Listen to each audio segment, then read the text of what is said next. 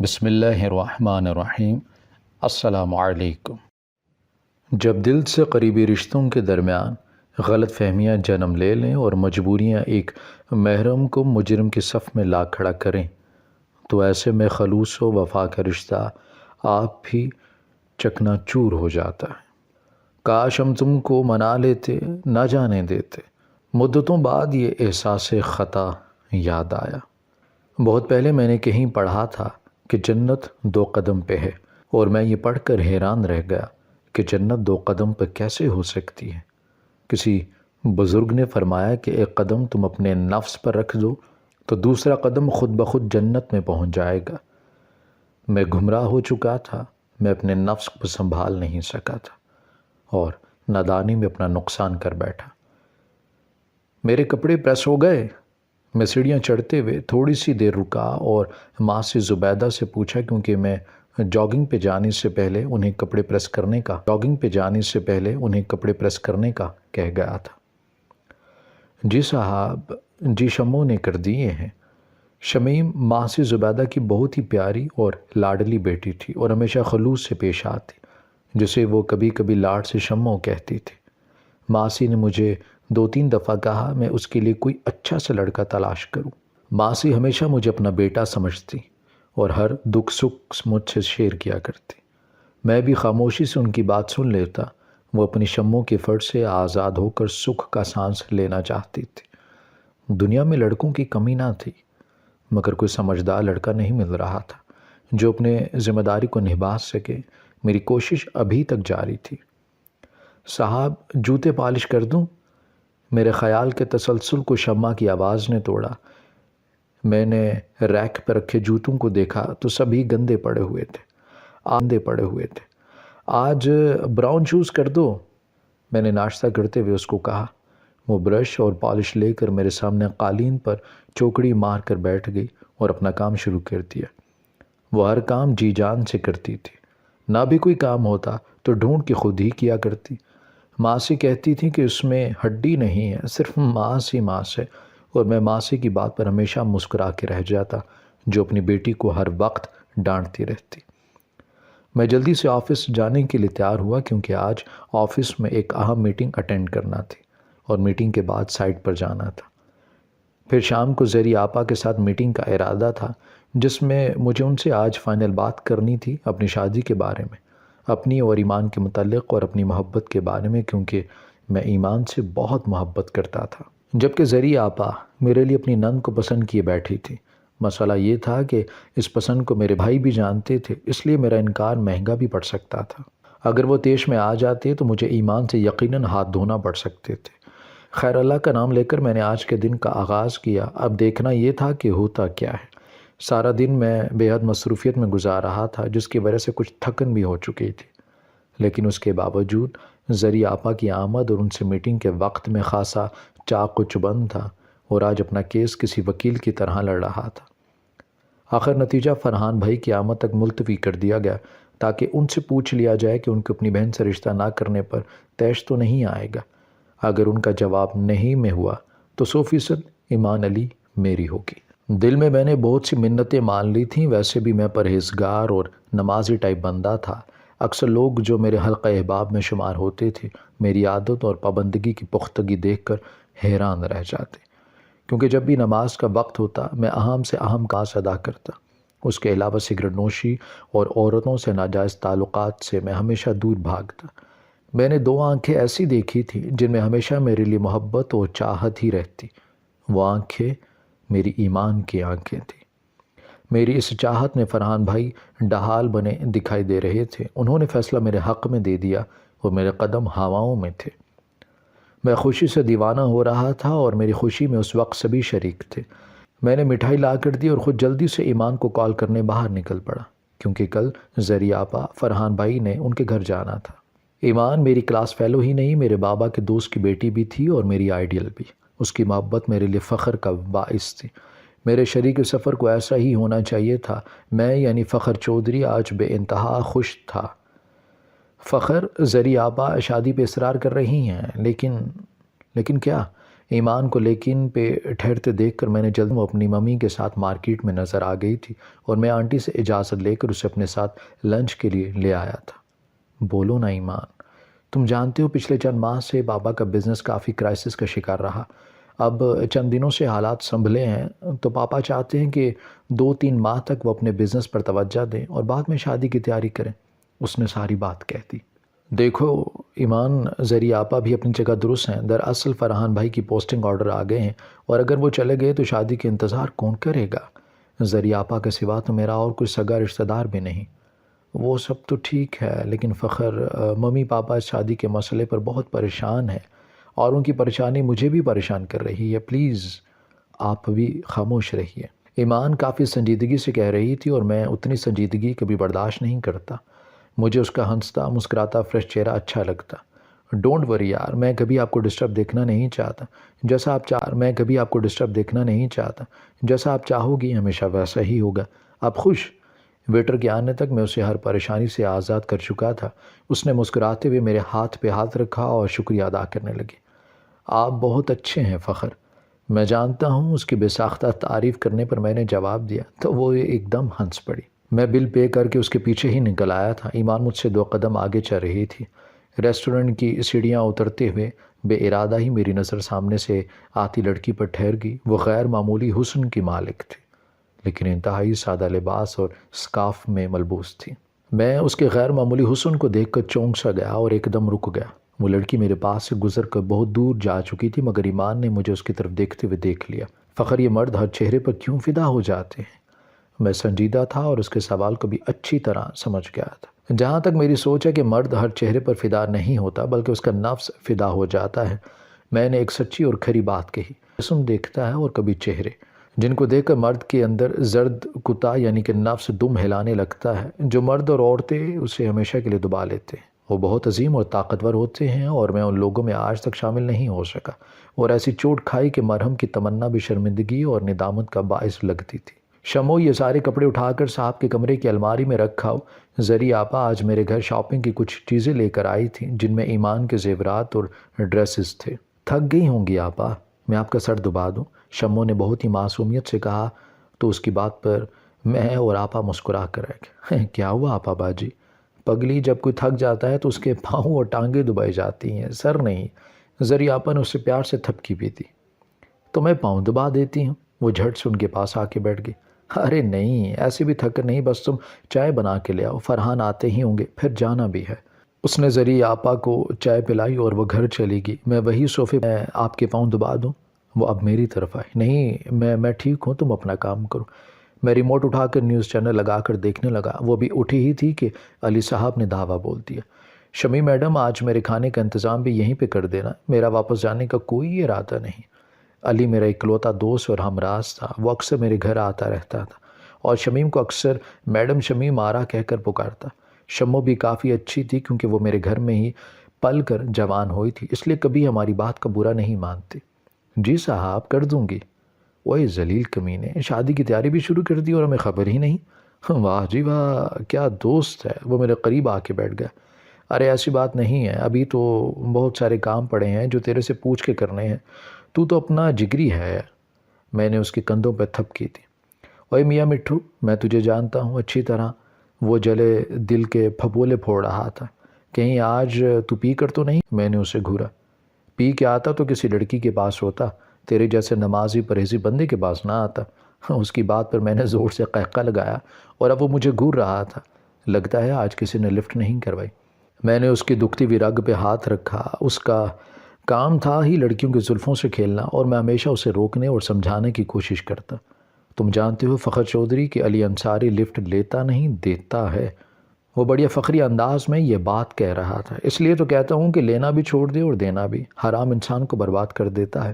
سیدھے راستے پہ آ جاؤ۔ میں نے اسے سمجھانے کی ایک اور کوشش کی اور اس کے لیے ایک شعر پڑھا۔ پسند اللہ کو کیا آ جائے اے بندے، مجھ کو شرم میں گناہ کی، تجھ کو تکبر ہے عبادت کا۔ اس شعر نے میرے وجود پر ایک بم سے گرا دیا۔ یہ کیا بولتے رہتے ہو، اللہ معاف کرے، میں کب تکبر کر رہا ہوں یار؟ فخر، بات سیدھی ہے، دوسروں کو سمجھانا بہت آسان ہے جبکہ خود سمجھنا بہت مشکل ہے۔ بے شک تم نمازی ہو، پرہیزگار ہو، اللہ کو چاہنے اور اللہ کا حکم ماننے والے ہو، لیکن ان سب باتوں کا مزہ تو تب آئے گا جب تم پہ اللہ نے آزمائش کا وقت ڈال دیا۔ پھر دیکھیں گے تمہاری عبادتوں کا اثر۔ ویسے یار عبادت میں صداقت نہ ہو تو اللہ عبادتیں واپس پھیر دیتا ہے۔ علی عجیب لاپرواہی سے مجھے دہلا رہا تھا اور میرے اندر کا انسان مزید کمزور ہونے لگا۔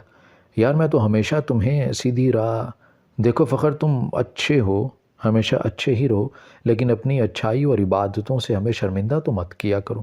سیدھی راہ صرف مسلح بچھا لینے سے نہیں ملتی، اس لیے نیت اور دل کو بھی صاف رکھنا چاہیے۔ اس نے مجھے سنجیدگی سے ٹوکا۔ اور کبھی کبھی یہ بھی ہوتا ہے کہ اپنی زندگی بھی اپنی نہیں رہتی، لوگوں کی ہو جاتی ہے، اور یہ صرف ہماری غلطی اور گناہوں کی وجہ سے ہوتی ہے۔ مجھ سے بھی ایک گناہ ہوا تھا، میں اندھا ہو گیا تھا، مجھے سب بھول گیا تھا، مجھ پہ شیطان حاوی ہو گیا تھا، اور اس شیطان نے کتے کو جگا دیا تھا جو مجھے اور میری ذات کو کھا گیا تھا، جس نے فخر چودھری کی شخصیت کو مسخ کر کے رکھ دیا تھا، اور میں آج تک پچھتا رہا ہوں۔ یہ ان دنوں کی بات ہے جب زری آپا روزانہ میری شادی کی تیاریوں میں گھر آتی تھیں اور شام کو چلی جاتی۔ گھر کے کام تو پہلے ہی ماسی زبیدہ اور شمیم نے سنبھال رکھے تھے۔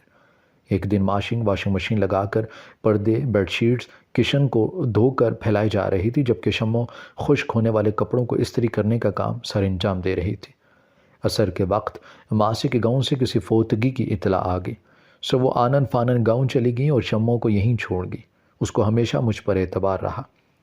سب کاموں سے فارغ ہو کر شمو کھانا بنانے لگی، اور پھر فارغ ہو کر وہ دن بھرے بکھرے ہوئے کپڑے سمیٹنے لگی۔ میں کھانے کے بعد ڈرائنگ روم میں آ کر لیٹ گیا۔ پتہ نہیں کب میری آنکھ لگ گئی اور کب بارش اور طوفان نے ہلہ بول دیا۔ اچانک زوردار دھماکے پر میری آنکھ کھلی۔ اتنا شدید طوفان ہے، میں نے کھڑکی کے قریب جا کر کھڑکی بند کرنا چاہی۔ صاحب یہ کپڑے میرے پیچھے شمیم کی پھولی ہوئی سانسوں کی آواز ہے۔ میں نے حیرت سے مڑ کر دیکھا، کچھ کپڑے اوپر ہی رہ گئے تھے۔ سوچا طوفان سے کہیں اڑ نہ جائیں، اس لیے جا کر لے آئے، یہاں رکھ دوں، سارے بھیگے ہوئے ہیں۔ اس نے فرش پر ایک کونے کی طرف اشارہ کیا کیونکہ باقی سب دروازے تو اس وقت بند تھے۔ صاحب کپڑے رکھ دوں؟ اس نے جملہ دہرایا جبکہ میری نظریں اس پر جمی تھیں۔ اس کی بے خبری اور لاپرواہی کے باعث اس کے کئی پوشیدہ راز کھل رہے تھے، اور میری خود فراموشی کے باعث میرے ضمیر کی کھوٹنی سے بندھا ہوا زرد کتا کھل چکا تھا۔ میں ہر چیز بھول گیا تھا۔ شیطان نے میرے اندر کے زرد کتے کو خوب بھڑکایا، اور میں جو کہ گناہ و ثواب کا دامن چھوڑ بیٹھا تھا، اس کے ہاتھوں سے کپڑے اٹھاتے ہوئے اس کے قریب آ گیا، اور پھر 2 قدم کی جنت گنوانے کے لیے قدم اٹھا لیا، ایسا قدم جو گناہ کبیرہ تھا، اور میں وہ گناہ کر بیٹھا تھا۔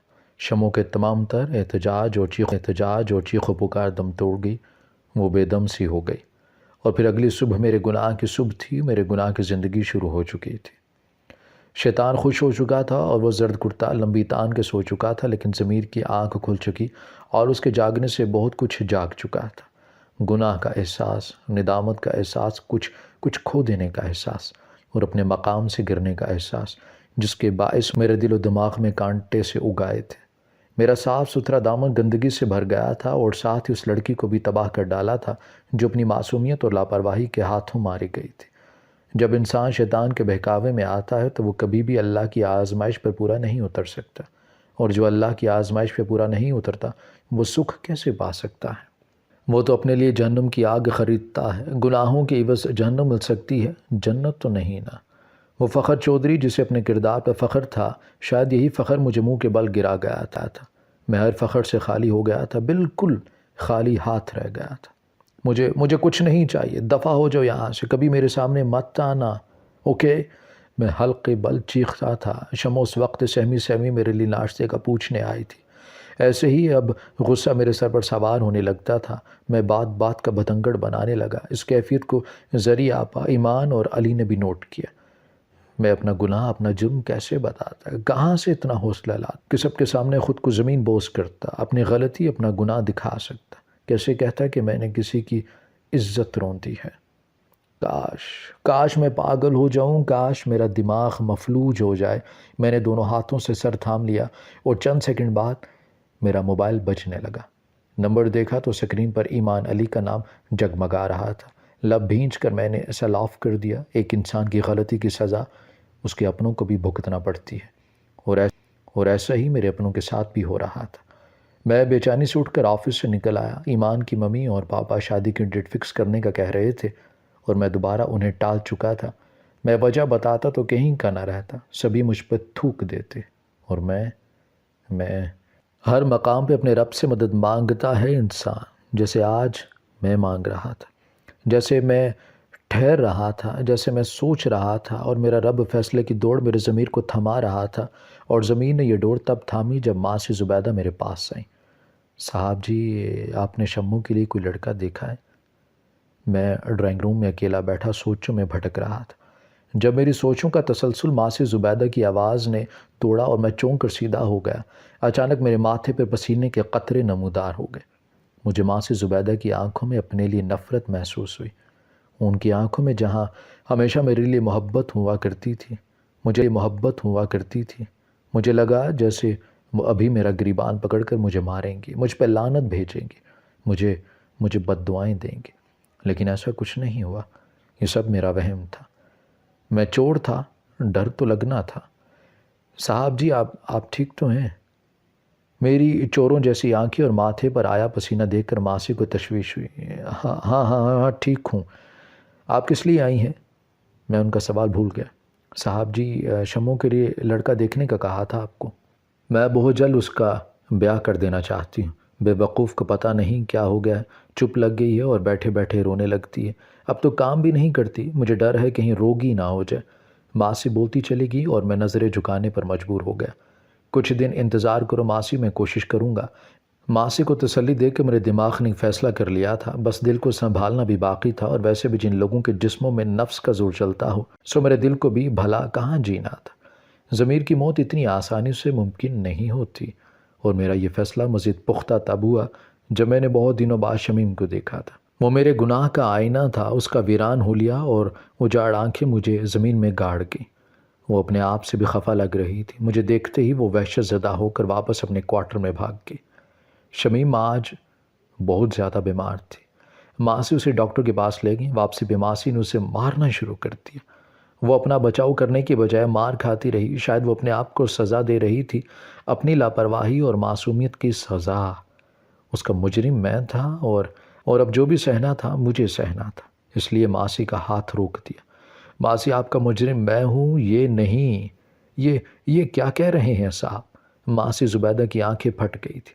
ہاں، یہ بے گناہ ہے، غلطی مجھ سے ہوئی ہے، آپ سزا مجھے دیجئے، میں آپ کی ہر سزا کے لیے تیار ہوں۔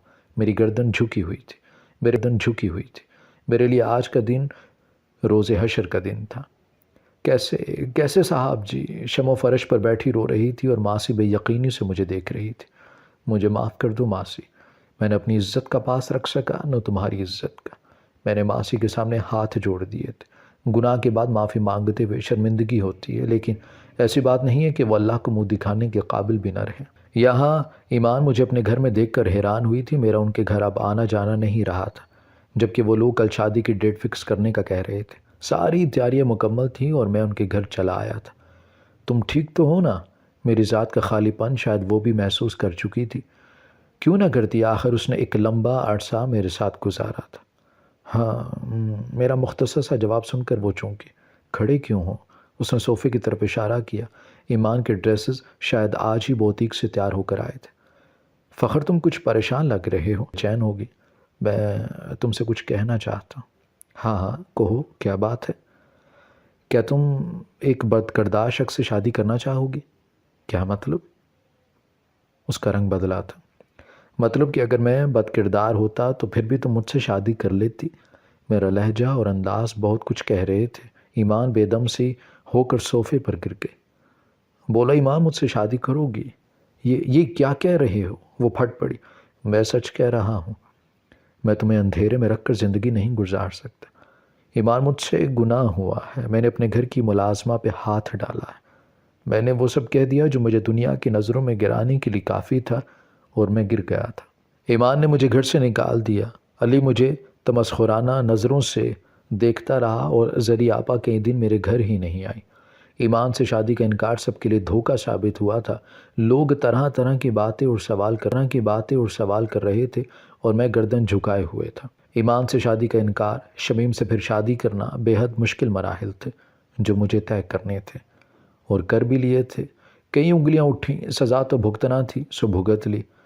آخر گناہ کیا تھا، نیکی تو نہیں۔ بدلے میں مجھے پھولوں کے ہار پہنائے جاتے، لوگوں کی کاٹ دار نظروں کا سامنا کرتا، پھر بھی وہی کیا جو اللہ کی رضا تھی۔ نکاح کے 6 ماہ بعد شمیم نے ایک بیٹی کو جنم دیا اور میں رونے کے سوا کچھ نہیں کر سکا، بلکہ اب تو میں تنہائی میں اکثر ہی اللہ کے حضور پڑا رہتا ہوں۔ شاید اپنے گناہ کی ندامت کچھ مزید بڑھ جاتی تھی۔ میں شمیم کو خوش رکھنے کی کوشش کرتا رہتا، لیکن وہ گمسم سی رہتی۔ میں اس کی نظروں میں کیا تھا مجھے اچھی طرح اندازہ تھا، جبکہ میں اس کی عزت اور قدر کرتا تھا۔ اسے اس محبت سے بھی بڑھ کر چاہا جو مجھے ایمان سے تھی، کیونکہ ایمان میری رضا تھی اور شمیم میرے رب کی رضا زندگی میں شامل کیا تھا۔ اسے اپنانے کا فیصلہ مسجد میں نماز پڑھتے اور دعا مانگتے ہوئے مجھ پہ وارد ہوا تھا، اور میں اس فیصلے سے کیسے منکر ہو سکتا تھا؟ بس کبھی کبھی دل کی کیفیت اور ایمان کے کھو جانے کا احساس جاگتا تھا، اور اس کے ساتھ ہی پچھتاوے نوچنے لگتے۔ تب اللہ کو یاد کرتا تو سب کچھ بھول جاتا۔ اللہ سے معافی مانگتے مانگتے اکثر رات گزر جاتی، اگرچہ میری زندگی معمول پہ آ گئی تھی اور میرے بیوی بچے بھی خوش تھے، لیکن پھر بھی میں اندر سے خوش نہیں تھا، کیونکہ ندامت کا احساس میرے دل میں آج بھی کانٹے کی طرح۔ ہماری ویڈیو اگر آپ کو پسند آئی ہے تو ضرور لائک کیجیے، اپنی رائے دینا چاہیں تو کمنٹس کیجیے، اچھی لگے تو شیئر کیجیے۔ اس کے ساتھ ساتھ اگر آپ نے ہمارا چینل سبسکرائب نہیں کیا تو ضرور کیجیے، اور بیل آئیکن پر لازمی کلک کیجیے تاکہ ہماری ہر آنے والی ویڈیو آپ تک بر وقت پہنچ سکے۔